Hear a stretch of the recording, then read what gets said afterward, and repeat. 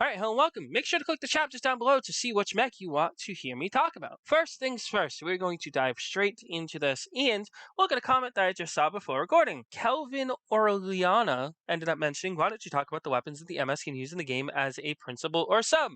I said, excellent idea. I'll try and put those in going forward or any research. The first one we're going to be looking at, of course, is for the Zaku 2, the Zaku 2 Kai Bernie edition from, of course, 0080 War in the Pocket. The Confer and the Alex have already been confirmed, so why not the Zaku 2 Kai? Now, my prediction for the main is the machine gun. Again, mostly all mains are either just a beam rifle or a machine gun, so it'll be the easiest armament, but maybe it'll do stagger damage. Bazooka is probably sub 1 because it does come with the bazooka from what I've read, so a bazooka would be nice. Sort of an interesting choice for sub 2 is going to be the decoy. Now, as you did know in the OVA, if you watched the OVA, Bernie set up a whole bunch of decoys for the Alex to follow. So, yeah, I would assume one of the decoys would probably be a sub 2, and it would explode in the opponent's face and deal damage to them and apply some knockback. So the second mobile suit we're going to be looking at is, of course, the GP01 Gundam Zafrantes. Now, we are going into 0083. Now, 0083 is a series I haven't talked about much. The GPO3 was confirmed for the game, but not the GPO1 or 2. So, of course, I'm talking about the GPO1 and 2 here. Beam rifle is going to be the main. Again, normal armament, so it's going to be the beam rifle.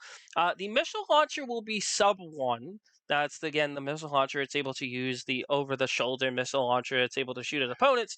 And the sub 2, I'm going to say is the Jute. Now, again, I know it's like a beam saber melee, but it'd probably deal more damage and probably stun the opponent a little bit, so you'd be able to deal combos on them. And, of course, the special I can't really think about at the moment. Maybe it'll be the Zafrantes flying in with the full Burnham getup and, you know, dashing in and dealing damage to the opponent. That's my only guess for its special. Now, of course, we come to the GP02 Gundam Phasalis. Now, a very interesting mobile suit. It is gigantic. It was piloted by Gato, but more importantly, it has a nuke. Now, unfortunately, I did respond to a comment before. I mistakenly said that the Turn A's nuke was a bomb. Do apologize. That was my mistake. Again, I said I would research, and I didn't research that. I apologize. Vulcans, main. Ship rifle, sub 1. So the giant rifle it's able to use and deal a lot of damage with. That's probably going to be slow as well.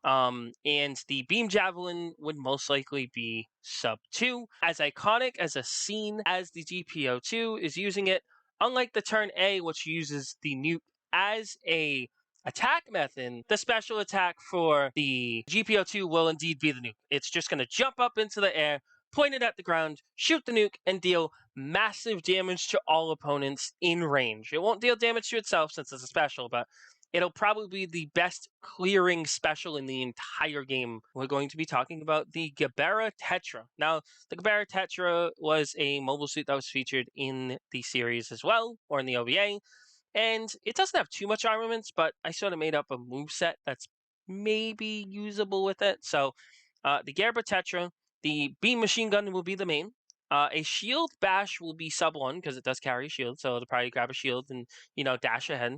And sub 2 will be the Strum booster. Now, that's a booster pack that's able to use on its back to move into the battlefield faster, but in my opinion, it would be able to use the Strum booster to propel itself so much farther ahead that it will deal damage in its wake while doing it. So finally, the final suit that I think will make it in for Mobile Suit Gundam Thunderbolt is, of course, the Atlas Gundam, since it has been confirmed, and I would assume it probably will be. Now, the assault rifle will be the main.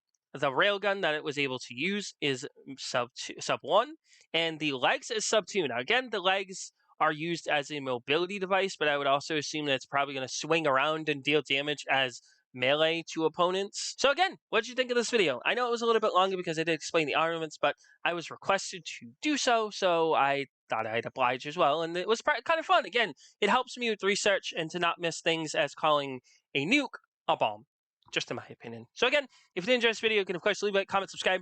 The goal is still 60. If you can reach it, thank you very much. Thank you very much for watching, and I'll see you guys later. Bye-bye.